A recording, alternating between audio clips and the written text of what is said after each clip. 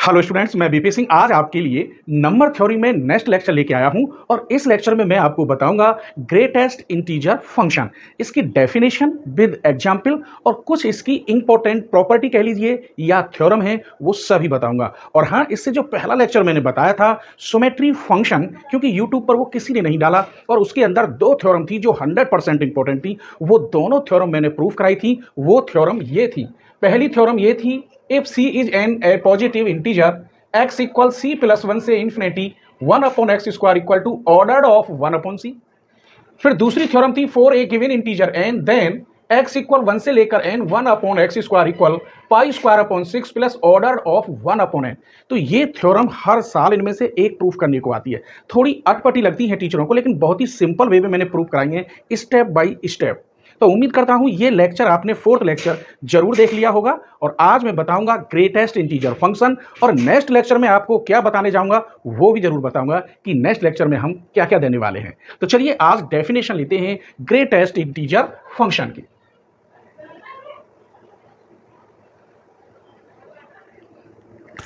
तो the greatest integer function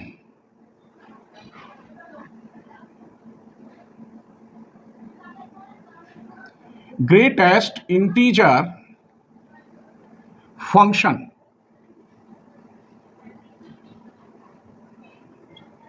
let x भी कोई रियल नंबर लेते हैं, क्योंकि रियल नंबर में से ही तो मैं निकालूंगा integer. let x be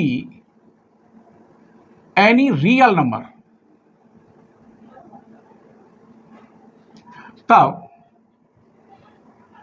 then greatest integer function को ऐसे डिनोटेड करते हैं, is greatest integer function. That is, अगर ये ग्रेटेस्ट इंटीजर फंक्शन ये इंटीजर है तो इसकी वैल्यू जो की त्यों होगी, where x is an integer.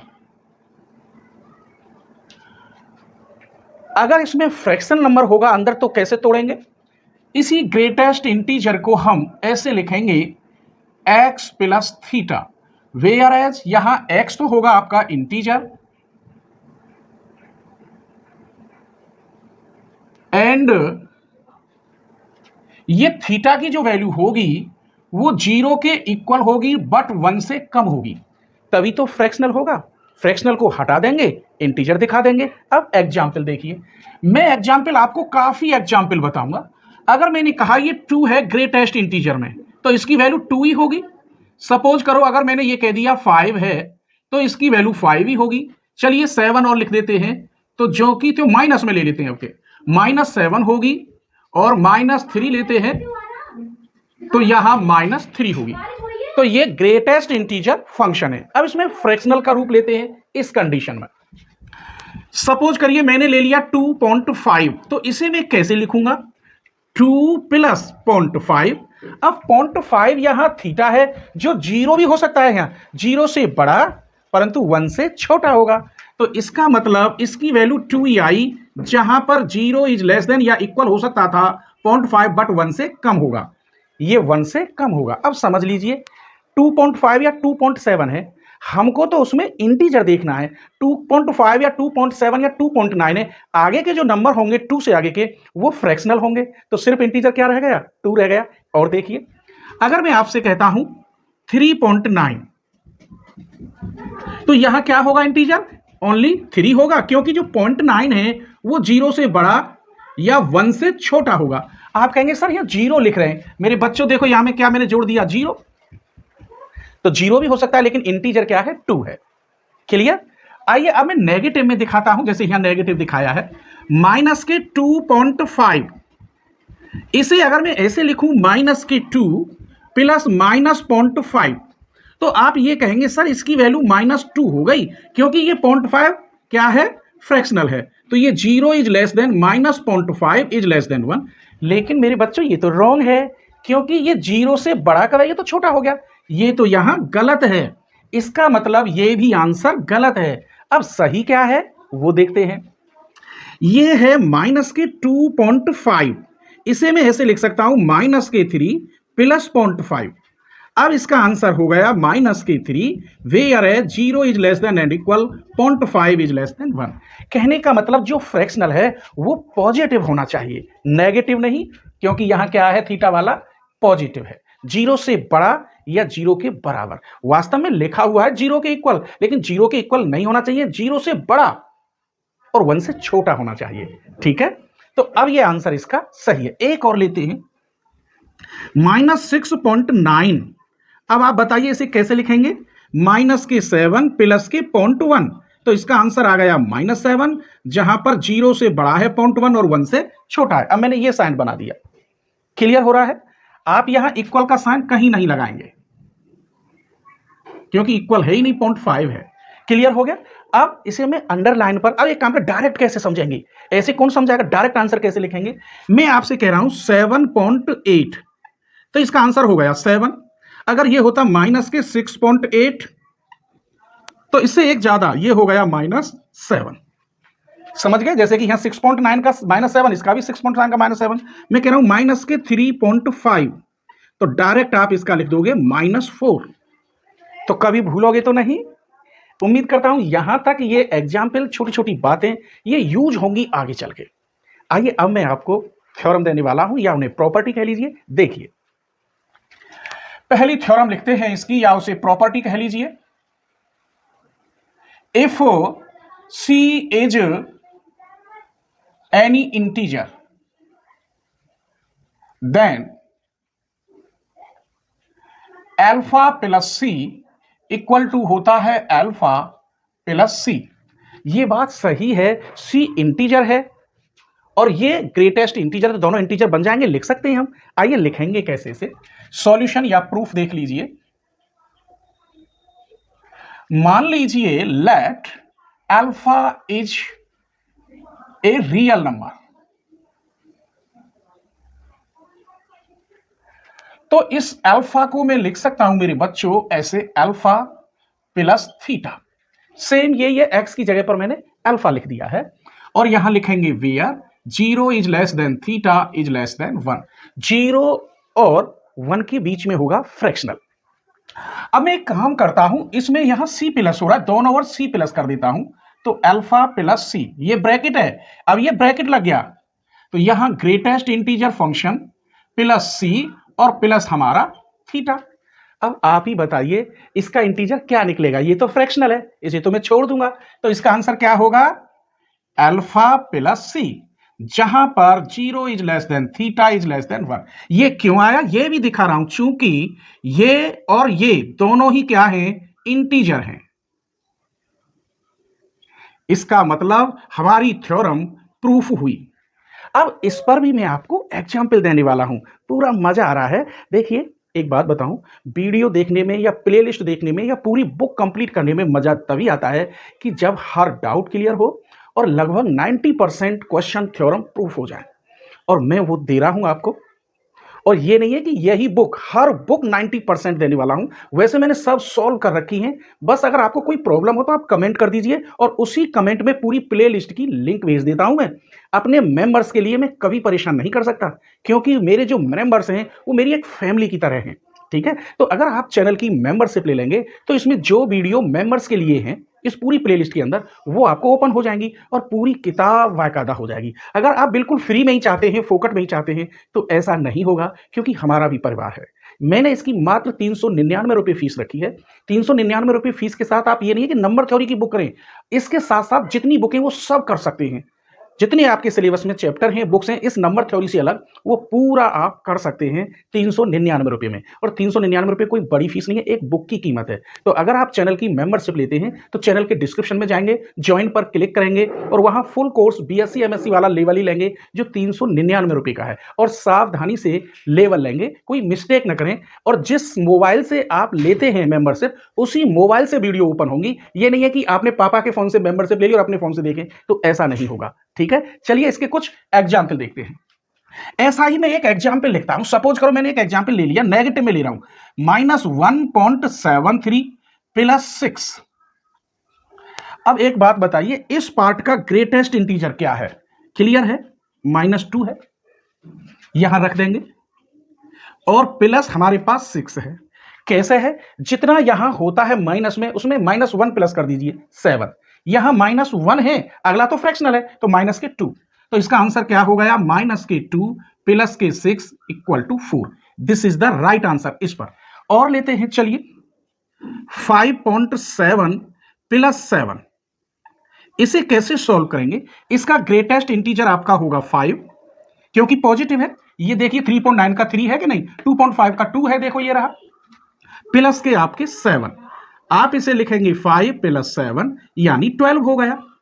तो इस टाइप की क्वेश्चन इस थ्योरम के अकॉर्डिंग हम प्रूफ कर सकते हैं। यहां तक आपको थ्योरम पसंद आई हो ये टॉपिक, तो प्लीज एक छोटा सा कमेंट कर दें। और लाइक नहीं करते हैं आप, देखते रहते हैं लेकिन वीडियो लाइक नहीं करते, जबकि लाइक करने में कोई परेशानी नहीं होती, हमें मोटिवेशन मिलता है कि कितनी वीडियो हमारी लाइक हो गई है, कितने लोग हमें चाहते हैं कि हमारी वीडियो देखने का इंतजार करते हैं। चलिए आप स्क्रीनशॉट ले लीजिए। चलिए तो नेक्स्ट थ्योरम देखते हैं।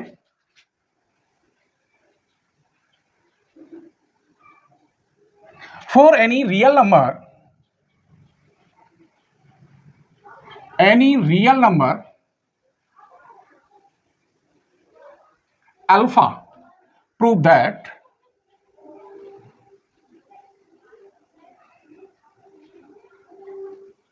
is less than and equal alpha is less than alpha plus 1। अब एक बात देखिए, जब रियल नंबर है, रियल नंबर का ग्रेटेस्ट इंटीजर फंक्शन निकाले, जैसे 2.5 रियल नंबर है तो उसका ग्रेटेस्ट इंटीजर 2 होगा, तो 2 से बड़ा है 2.5। अगर उसमें 1 प्लस कर दिया जाए तो स्ट्रिक्टली ये बड़ा हो जाएगा इससे, लेकिन ये थ्योरम के अकॉर्डिंग दिखाना होगा। कैसे proof, we have by definition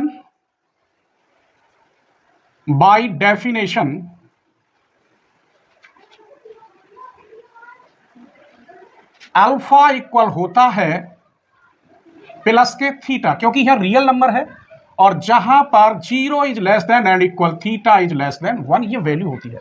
clear, ये बताया है मैंने।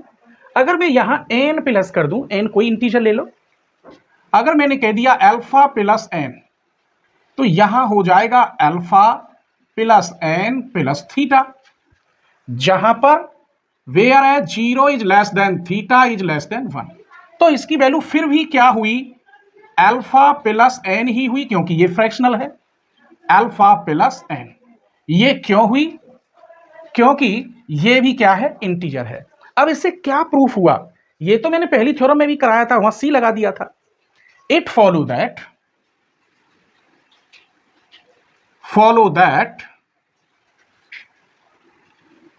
अगर मैं ग्रेटेस्ट इंटीजर अल्फा लेता हूं, ये वाला, तो स्वाभाविक है ये छोटा होगा या बराबर होगा 2.5 नहीं, केवल alpha.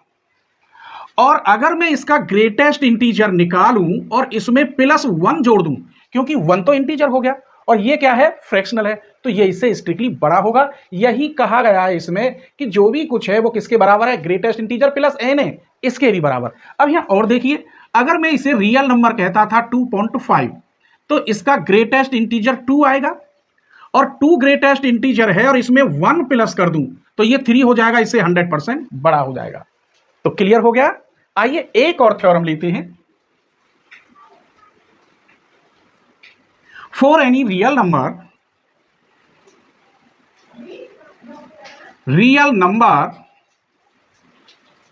Alpha, prove that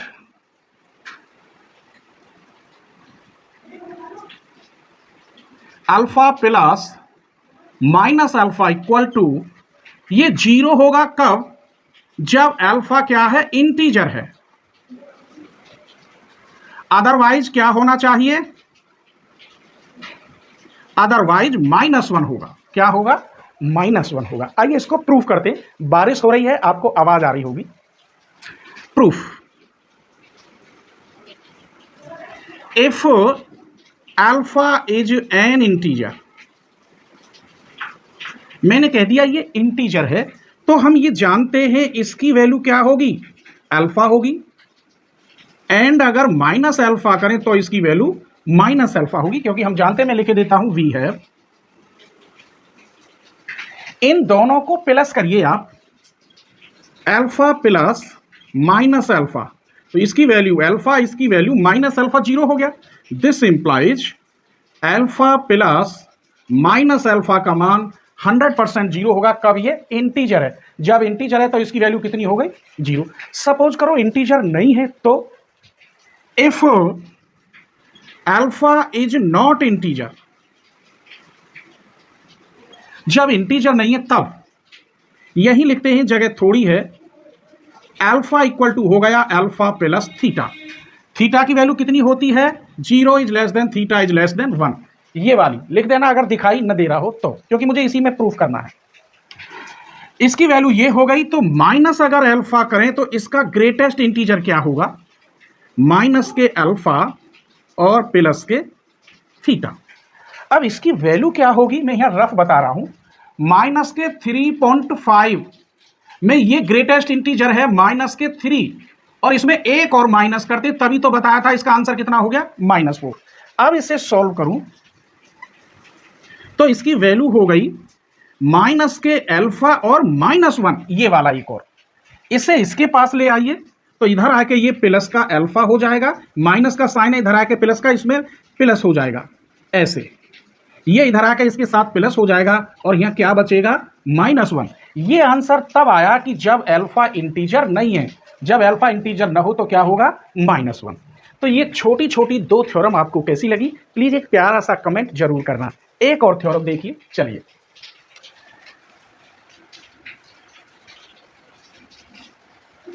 If alpha is your real number,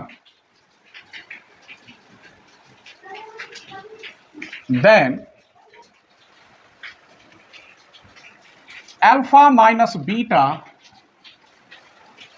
equal to होता है अल्फा माइनस बीटा, या होता है अल्फा माइनस बीटा -1।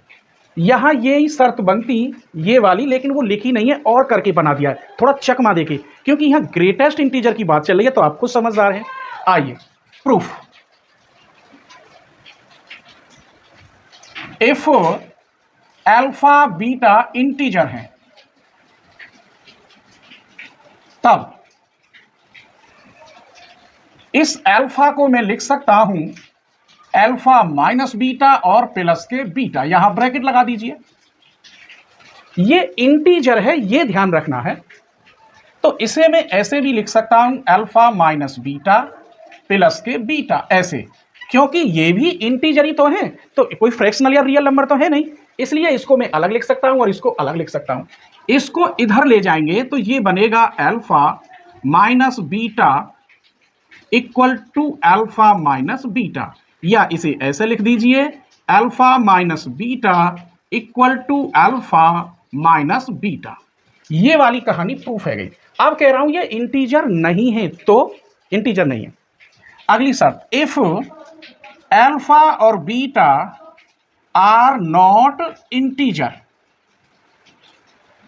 अगर ये इंटीजर नहीं है तो इसे लिखूंगा तो मैं ऐसे ही अल्फा माइनस के बीटा कर दिए और प्लस के बीटा कर दो, ऐसे। अभी ये इंटीजर नहीं है, रियल नंबर है। इंटीजर नहीं है तब इसको हम ऐसे लिख रहे हैं, सॉल्व करेंगे। जब ये इंटीजर नहीं है और इसे मुझे इंटीजर बनाना है, ग्रेटेस्ट इंटीजर फंक्शन, तो ये कैसे होगा? Alpha minus beta plus beta और प्लस के 1। अब आपकी समझ में ये आ गया कि +1 क्यों होगा, बताइए। देखिए यहां ये क्या थे?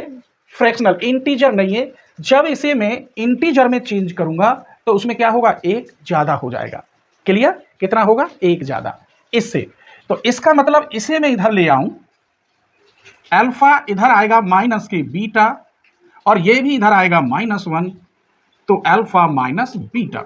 इसे ऐसे लिख सकता हूं alpha minus beta equal to alpha minus beta और -1। अदरवाइज पर ये आ गया। यही प्रूफ करना था कि जब इंटीजर है तो ये वाली बात आ गई, और इंटीजर नहीं है, फ्रैक्शनल है या रियल नंबर है। तो सपोज करिए ये अगर इंटीजर है, मैंने ये कह दिया ये ट्रू इंटीजर है, तो यहां क्या होगा? इससे कुछ ना कुछ ज़्यादा होगा, तभी तो ये रियल नंबर कहलाएगा, क्योंकि ये इंटीजर है ही नहीं। और यहां अगर 1 निकाल दो, ग्रेटेस्ट इंटीजर, देखिए मैं गलत समझा गया तुम्हें, अब समझिए दोबारा। ए ये है, ये इंटीजर नहीं है, क्लियर, इंटीजर नहीं है। इसको हम ऐसे लिख सकते हैं, जब इसको अलग अलग लिखा तो इसमें ग्रेटेस्ट इंटीजर क्या हुआ, ग्रेटेस्ट इंटीजर फंक्शन में केवल 1 होता है, क्या होता है 1, तो यहां +1। अब इसको हम इधर ले गए सबको, यहाँ -1, ये इसके, यही इसका प्रूफ है। तो यहां तक आपको ये वीडियो कैसी लगी प्लीज एक कमेंट करना। ये छोटे छोटे इंपॉर्टेंट थ्योरम टाइप की थी, बाकी ऐसी कोई इसमें इंपॉर्टेंट चीज नहीं थी, लेकिन ये जो थ्योरम है CSIR नेट गेट में कई बार आई है, और एक बार BSc में भी आ गई जब 2 बार थ्योरम, इसलिए मैंने आपको बताई। उम्मीद करता हूँ ये लेक्चर आपको जरूर पसंद आएगा, और नेक्स्ट लेक्चर में मैं आपको बताऊंगा यूलर्स फंक्शन, जिसे हम फाई फंक्शन भी कहते हैं, उसको डिफाइन करेंगे, उसकी थ्योरम बताएंगे। उम्मीद करता हूँ ये लेक्चर पसंद आएगा और अपने फ्रेंडों के साथ आप जरूर शेयर करेंगे। ठीक है, स्क्रीनशॉट ले लीजिए।